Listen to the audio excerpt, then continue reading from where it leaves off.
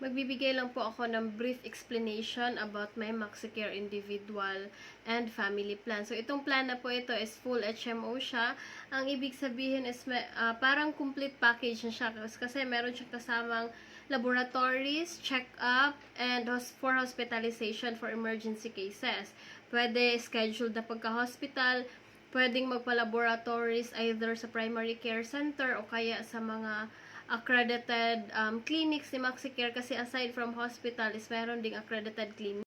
And then itong plan na ito is meron siyang 4 na klase, yung Platinum Plus, yung Platinum, yung Gold, tsaka yung Silver. Platinum Plus is 200,000 mBL, Platinum is 150,000 mBL, Gold is 100,000 mBL, and then the Silver is 60,000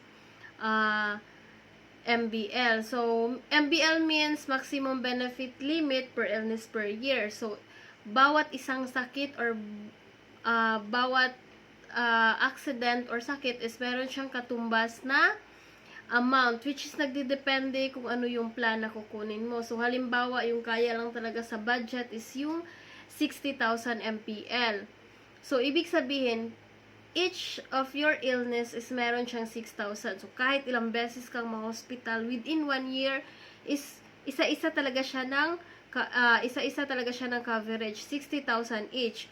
Pero, if yung sakit na yan is considered as pre-existing condition, then meron siyang limit.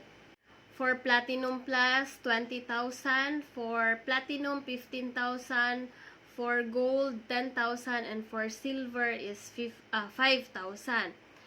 So, halimbawa, ang in-avail mo is Silver. So, ang limit lang for pre-existing condition is 5,000.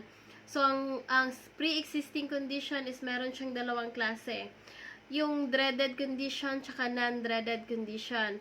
Dreaded condition is yun yung pangmatagalan na gamutan or kaya halimbawa lang is yung mga like all malignancies like chemotherapy or kaya radiotherapy, cataract, glaucoma, yung hypertension na matagal na, diabetes yan.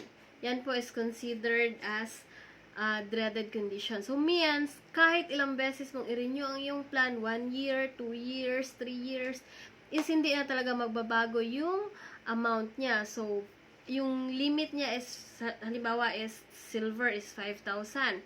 So, yun lang po talaga yung ma-avail mo sa pre-existing condition. Pero, ang kagandahan lang po is, if non-pre-existing condition naman po yung mangyayari or yung emergency na mangyayari sa'yo, is babalik naman siya into regular amount, which is the 60,000.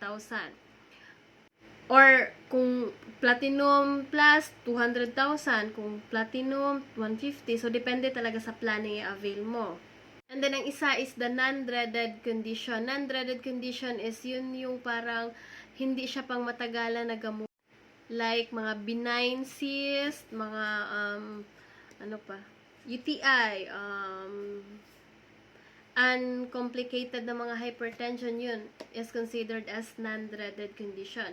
Ang non-dreaded condition naman, ang ibig sabihin is, for the first year of your plan is talagang yung limit ang ma-avail mo sa pre-existing condition. So, but the second year, pag second year sa yung plan is babalik na siya into regular amount, into regular limit. So, yun yung pinagkaiba ng dreaded tsaka non-dreaded condition. And then, in terms naman po sa payment or kaya sa monthly, ang ano pala nito, ang ang payment nito is by quarter, semi-annual, and annual. So, wala pong monthly nito. And then, ang amount na babayaran is depende po talaga sa age. Yun naman kasi palagi sa HMO, nagdedepende sa age. The younger you are is mas bababa po talaga yung payment natin compared to the old higher age. Pero pag sobrang bata ka din naman po, like 1 year old, 2 years old, is mataas po talaga kasi mas mataas yung risk ng bata compare sa mga nasa middle age.